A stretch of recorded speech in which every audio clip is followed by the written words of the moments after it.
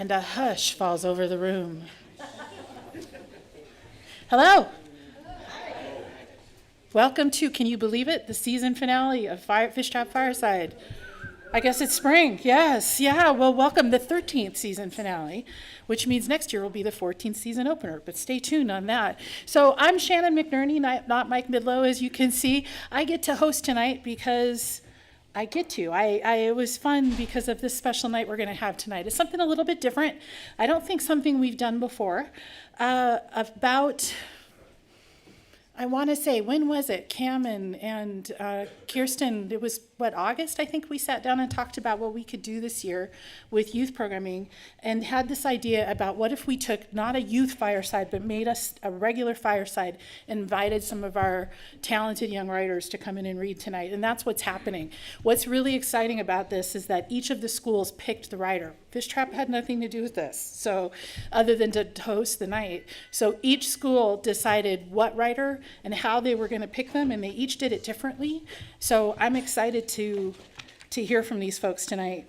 I do want to welcome a lot of you I know have not been in this room before. I hope that it's the first of many times you'll come back and see us.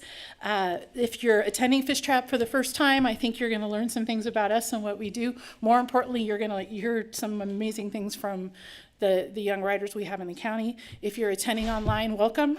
You can also watch this later on our YouTube channel, so you can send it to all your relatives and friends and all of that later. So what is Fishtrap Fireside? So what we're going to do tonight is conclude our series, which is a monthly reading series where we invite up to usually 3 writers from the county or in the surrounding area to come in and read. And we like to highlight people that have different stories to tell, different experiences, different writing abilities and experiences, and invite them to come up and tell you a story. So tonight, like I say, is special because we're going to hear from some folks that maybe we don't all take time to listen to. And I'm hoping that's going to be something that's good for all of us. So here's what's going to happen tonight. Each of these folks are going to come up. We're going to give them a little bit of a break. They have about 7 minutes to read to you. I'm going to get up and talk a little bit in between. We do have an open mic tonight. If you did see, we're going to ask you wait until intermission to sign up. We wanted to hold spots for some of our young folks that might be here tonight and have been either coerced or encouraged by their English teachers to read at open mic. If there are spots still available during intermission and you have not already read in the last couple of months, we encourage you to go ahead and sign up and read for an open mic spot. So that's how that will happen. So we'll take a little break after the readers. You'll get a little snack. Jennifer baked cookies again. There's jelly beans. You can go in and get a snack, grab a glass of wine, and then come back for the open mic section, and that's what will happen. So tonight, as I said, there were 3 students that were chosen by their schools. Alba Braden is from Wallowa, Abbigail Park from Enterprise, and Laura McBurney from Joseph. So can we encourage them right now? Yeah.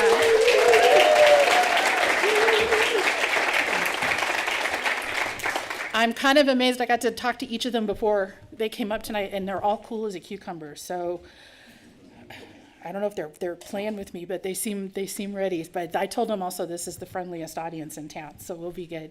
But before we get started, I did want to thank Diane Daggett of Ruby Peak Realty for sponsoring tonight. So when you see her, please give her thanks to us tonight. All right, are you ready? Yeah. All right, on with the show. So Alba Braden is a leader of the sophomore class and officer among fellow Future Farmers of America and members at Wallowa High School. She's one who takes her schooling and education seriously and with great effort, never shying away from a challenge. When she isn't at school, she focuses her growth towards her quickly evolving life at the Ballet Academy here in Wallowa County, where she'd been dancing for nearly 10 years. These responsibilities have shown her the vast and open opportunities that her future holds for her, and she can't wait to get started. So please welcome Alba Braden to the stage.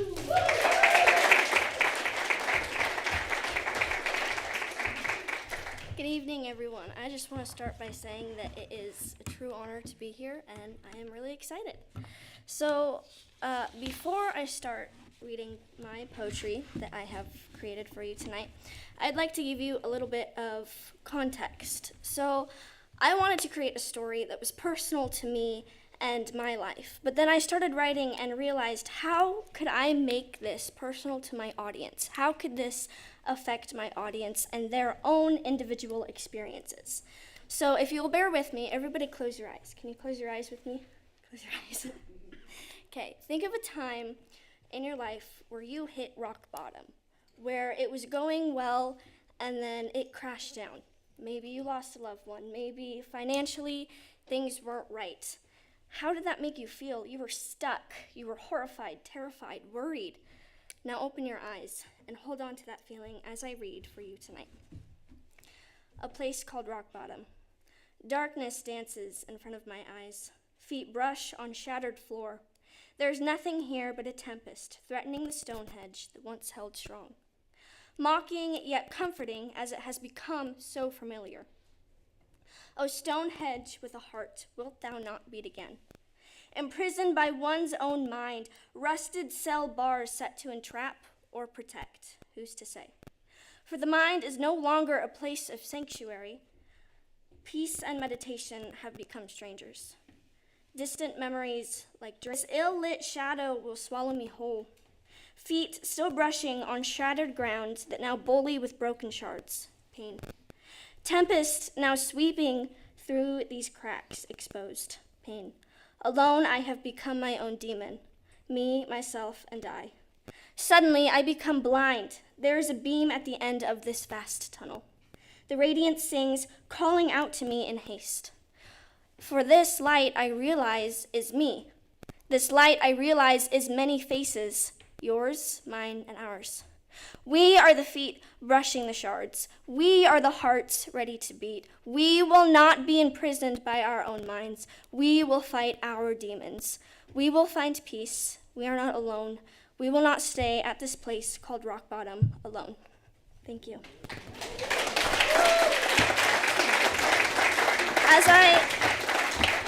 As I leave you tonight, I encourage you to tell your story because every individual in this room has a story. So tell it. Thank you.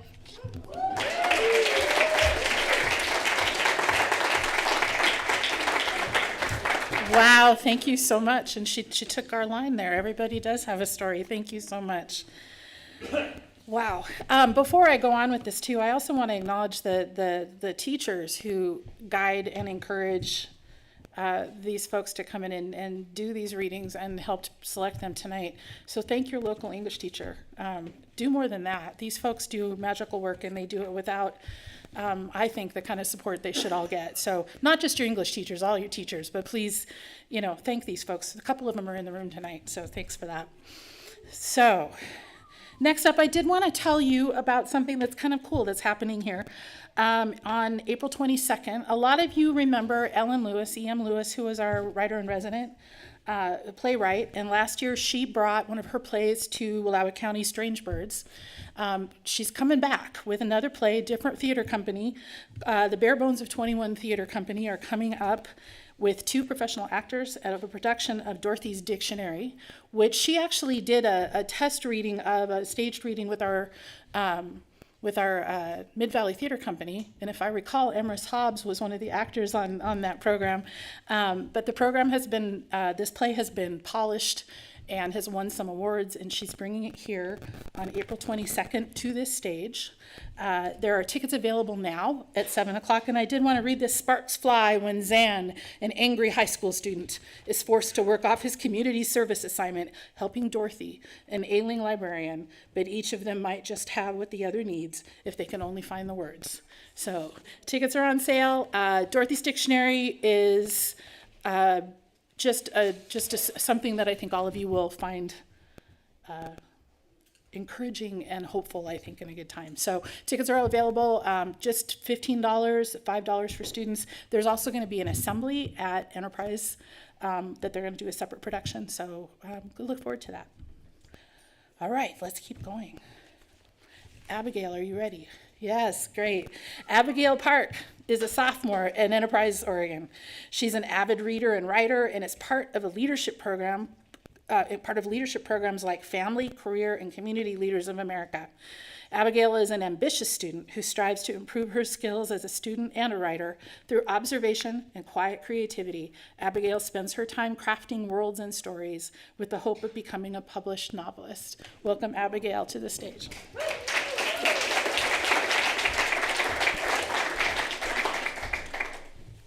Thank you all for being here today. I'm going to read 3 poems. The first one is called Driftwood. Stars are born in a pink turning sky. It is one of those moments when the world feels so small. Like every piece of history, every moment of existence and waiting has come down to one spot. 2 people sit on the sand, 2 souls pulsing in rays of dying light. Here in this sanctuary, only they exist. Worries fly and dreams roll in with the ocean. Chaos escapes the mind as light as butterfly wings. She smiles, and it's fake, but he doesn't know that. He doesn't know her. And he can't read the waves of her mind, so she continues to smile, as if everything is good. But his words are broken shells under bare feet, his touch colder than the deepest depths, and the tide brings in guilt as newfound wishes are blown away on gentle wind. And all she can think of is how this moment, so perfect, so right, is as fleeting as a glint of light on the horizon, as changing as the tide. Those from before have told her that this will not last. She will not last. For her love is as solid as the grains of sand that sift through her fingers, and his interest is suffocating. Your eyes are like the sea, he tells her, a line that is not new to her tired ears. Perhaps it is true, but the sea he thinks of is the calm one before him, pleasant water pushing treasures onto the shore. But later she knows, when the true winds come in, it will be an angry midnight wave, one that will surely drown him. But he can't see that. He can't see her. When she was a young woman, really not that long ago, she smiled her first forced smile at another man in another world. This world is no better, but she continues to sit, his words disappearing as fast as a piece of driftwood carried out to sea, and she smiles, and it does not matter that it is fake, because he doesn't know that. He doesn't know her.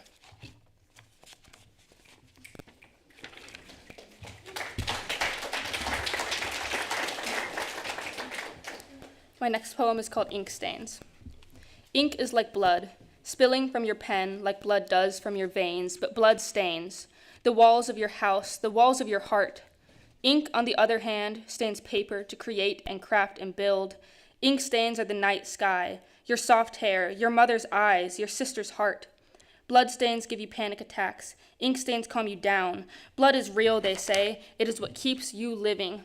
Then maybe you don't want to be alive. Maybe you would rather be a page in a book. Yes, that is what you strive to be. Because you, like your mother, like your grandma, like your big sister, like your best friend, are stained with blood. But what if you drained the blood from your veins, every last drop away, and replaced it with ink? Smooth, shiny, black ink. Then you would be the pen. You would write your own story in a world where blood doesn't exist, and everyone is filled to the brim with ink. And when they bleed, they create meaning instead of heartbreak. When they speak, it is of creativity, not trauma. And the world is a book, and the world is your book. And whenever you need a place to hide, you can turn its page and write on the blank canvas of a place you call home. A home without blood.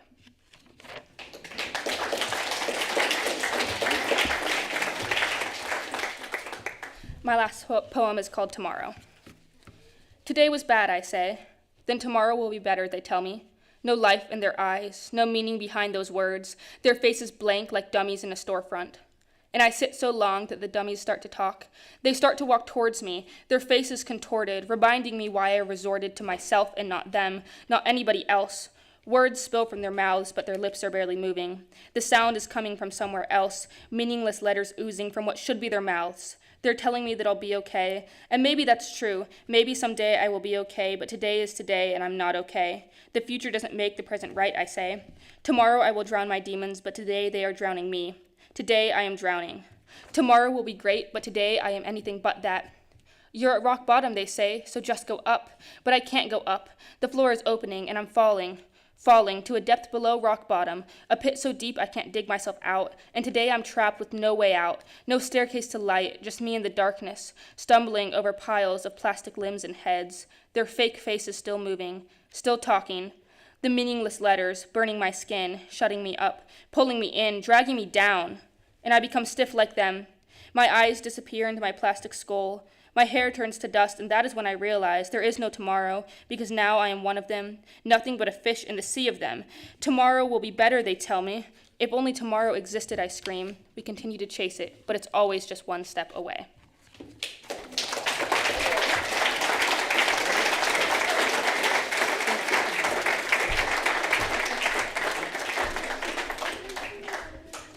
just wanted to let you guys know those first two readers were sophomores. And I don't know if you can remember being a sophomore in high school. My mom can remember when I was a sophomore in high school, and that's not what you would have heard. So, yeah, I'd have been like, I'm super impressed. Thank you so much. So, as I said, this is the end of Fishtrap Fireside for a while, but we have a couple of things going on between now and the time we see you. So I wanted to let you know, for those of you who are writers or thinking about writers, we have a couple of workshops coming up this spring. The first one is with Mary Emmerich, who's doing, it's not the first one, but it's one that's coming up in May, is a 3-part memoir writing workshop with Mary. It is hybrid, so you can take it in person or online. You can register for that. I'm also leading a journal writing workshop, which is a really good workshop to take if you want to just get your hand on a piece of paper and try writing. And that's going to start here on April 17th on Fridays from 12 to 1:30. We also this year started a drop-in writing group, and we've had about a dozen folks come through. It's a no obligation, come in and hang out with some folks and just do some writing in community. That's free, and we'll have a couple more of those this season before we take a break for the summer. So those are some writing opportunities coming up. Come and play with us. Even if you've never tried this before, it's a really safe place to do this. The journal writing workshop and the writing drop-in writing group are all ages, so any of you are welcome to come in and be a part of that. So thank you. All right. Oh, I forgot. There's one more thing we're doing. Oh my goodness. Y'all heard of Outpost on the Zumwalt Prairie? I just want you to think about this for a second. So imagine spending a week on the Zumwalt during wildflower season with no phone and no news, with C. Marie Furman and Janet Homan and Kelsey Juvie cooking your meals. Just saying. There's 2 spots left. Sign up today. All right, Lauren, I'm excited about this. Lauren McBurney has read here before. She's a good friend, and I can't believe a senior who's going to be leaving us, but I'm excited to have her back. So Lauren McBurney is a student leader from Joseph, Oregon, who serves as a rodeo queen and a national officer in the Family, Career, and Community Leaders of America. Through these roles, she has represented her community at events, strengthened her public speaking and leadership skills, and worked to positively impact others. Rooted in the values of hard work and service, Lauren is committed to growing as a leader while staying connected to her small town community. And Cam, I think if I remember right, her fellow students selected her to read tonight. Is that correct? Yep. So she was chosen by her cohort. So Lauren, well deserved, and come on up to the stage. Yeah.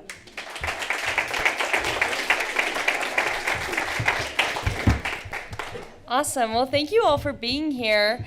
And she forgot to mention, because she was going to make fun of me for my outfit, but I just got back from a track meet. I literally drove in. It was successful. It was in Pendleton. So excuse my underdressedness. I was in my track uniform. It's actually under these clothes, so I can go run if you guys want to see that afterwards. So I really want to thank you all for being here. As youth, it's really awesome to see so many people want to hear our voices. And so I just want to say a big thank you to you all. We really appreciate it. I know all the other high schoolers do as well.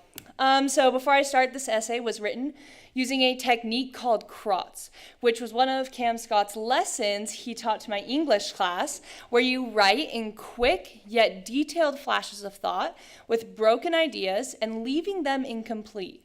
So it's pretty unique. It's kind of a flip-flop of your normal writing style. So it's really fun to write this way. I recommend you try it. So don't get confused as I'm reading through this. Waves of tears flood my house with each loved one who walks through the door. Wondering what would happen next was like being at the peak of a roller coaster, waiting for it to drop. On edge for 35 days straight. No relief. Mentally taxing, disturbing. I'm exhausted. I still get exhausted when I think about it. Happiness is relative, and you do not realize what your personal happiness truly depends on until it is taken away from you, stripped from your fingers. My happiness depends on my family, something I learned at the ripe age of 13 when that was stripped from my life temporarily. I feel the lukewarm blood rush over my hands, mixed with the tap water from my laundry room sink. I added a little bit of soap to the mixture. Scrub, scrub, rinse, scrub, rinse, scrub. It isn't gone. Rinse, add soap, scrub, add more soap, dry, good enough. I said to myself, as I sat my brother's shoes he wore during the accident on the rack to dry. They probably weren't even worth saving, considering that they were stained with the worst days of our life in red ink. Yet I still chose to wash them. I thought to myself, maybe if I washed them, it would erase what happened. Or at least the thought. It was confusing and a not quite sensible idea, but who can be sensible in a situation like that? 35 days of the same routine over and over again. Looking back, it truly felt like 4 really long days. Wake up, make breakfast. Finn, I'm ready for school. Warm up the car low, go to school. Struggle through school. Go home, eat a snack, shoot my bow. Finn, do you want to go for a drive? Yes, let's go. 3 hours of painful silence. Skip dinner, go home, get ready for bed, wait for an update text, none. Sleep, then do it all again. I could not separate 5 different details from those days without my family. It's funny how certain objects, smells, or sounds can take you back to an impactful moment in your life. For me, it's life flight helicopters and sirens. I spent months wailing at the sight of an ambulance because it brought me back. Pretty dramatic considering he didn't die, but his future of running did. And my hope died with it. I can't help it. The reactions to the sirens have mostly gone away, thank God. But those damn helicopters, they'll forever be my #1 reminder of the most traumatic moments of mine and my family's life. The hospital visit in Spokane felt like a fever dream. Nothing felt real. I looked at my brother with a smile on my face and pain in my eyes. I was looking at a skeleton who still had happiness within him. How? I could never tell you. He was so strong. Looking at Keelan with 40 pounds off his body, merely skin and bones, with needles hooked up to his veins, machines attached to his leg, wheelchair bound, made my skin crawl. How could he go from a strong athletic distance runner to that? Then he took the blanket off and showed me his leg. Look, Lo, they took the skin from right here on my thigh, they put it over my calf. Isn't it so cool? I can't feel anything though. My leg doesn't even feel like it's there. I can't even wiggle my toes, but it's fine because Mom got me this new Xbox game. It's so fun. I can't wait to play it with you when you get back. I think we should be coming home in a few days and I'm so excited to see the dogs. Wrong. He was soon to find out it would be at least another week or more until he could see the dogs. I could not decide if the in-person reaction was better or worse for my mental health at that moment. What do you mean you could not wiggle your toes? Jealousy is a strange thing. Why would I envy my bedridden brother? Maybe because I watched him be celebrated, friends around him, gifts worth thousands, a welcome home parade, $100 bills stuffed into his pockets, and the constant attention from my parents. He hadn't done anything extraordinary. It sounds harsh, but his grades were average, his activities few, no titles to his name except being one of the most incredibly kind brothers anyone could ask for. Yet the praise I had spent my life working on was given to him for the next 2 years. My efforts faded into the background. Understandable, but still really heavy. Does that make me terrible? Maybe, but can you blame me? I was only 13. My poor mother was always so tired, waking up every 3 hours throughout the night to change his dressings and give him his meds. She never got a break. I would never be mad at my parents, but I do feel like a big part of my summer those 2 years was taken away. No hiking, no camping, no skiing. She wouldn't go without him. That's a mother's job. She didn't want him left behind, and neither did I, to be fair. But where did that leave me? Why couldn't there be a moment, just us, a quiet trip to the lake? I went maybe twice all summer. I couldn't drive. I was stuck, watching life narrow, not just for me, but for my family. So I stayed silent, feeling selfish for even thinking it, and to this day I still do. The strange thing about avoiding your feelings is that they never leave. They linger like a relentless fly you can't swat away. The accident taught me more about myself than I wanted to know. I learned how easily I run, how I bury things, push them down, fight them when they rise until I'm too tired and they spill over in a wild and destructive way. For 2 years, I really never faced any of it. My mom kept urging me to therapy, and when I finally did, we began to unravel everything. It felt unfamiliar, almost unsettling to actually feel. I eventually quit therapy. The constant talk about something intangible bothered me, but through my pride, I can say that it did help me. Occasionally, I feel the damage of not dealing with your thoughts, and I try my best to swim against the current my mind so aggressively creates. The kitchen counter.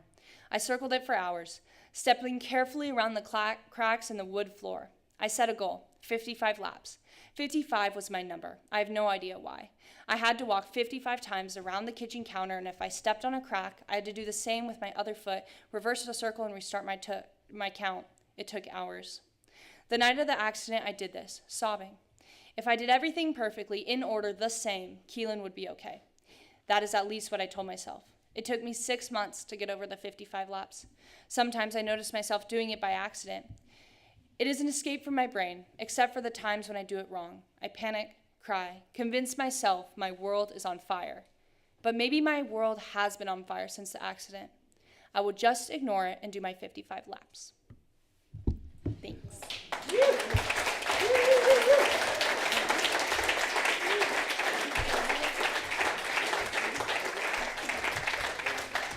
Just take a minute. Thank you so much. We're glad to have this whole family here with us tonight. Thank you. And Keelan, thanks for sitting here. That was pretty something. So anybody that has those doubts about, this sounds cliched, but if you're worried about the future, you don't need to be, right? Thank you for each of these young readers tonight for showing us the way. I really appreciate it. So, I do want to let you know we have a summer fish trap coming before we come back for Fireside. The evening events are open to everybody, and we just found out yesterday that Ellen Waterston, who's giving our keynote, was just her poet laureate. They just asked her to stick around for another couple of years and extend her term. So Oregon's poet laureate will be at Summer Fish Trap. Come on up and see us that night. There's also some workshop spots still available if you want to join us. And you want a sneak preview? October 2nd is the next Fishtrap Fireside. Circle it on your calendar now. With readers Hillary Berman, Pam Royce, and Evelyn Swart the day before her 90th birthday. So you need to be here. There will be cake. So, all right, we're going to take a break. When you're up and about, if you think too and you enjoyed yourselves tonight and you want to throw a little money on the fish, we'd certainly appreciate it. It does go a long way. The open mic spots, give folks a couple minutes. If we have some young folks here that would like to take an open mic spot, you get first chance. Otherwise, we will be back in a bit. Remember, open micers, you got up to 5 minutes, and we'll go get yourself a cookie and a jelly bean, and we'll see you in just a few minutes. Thank you.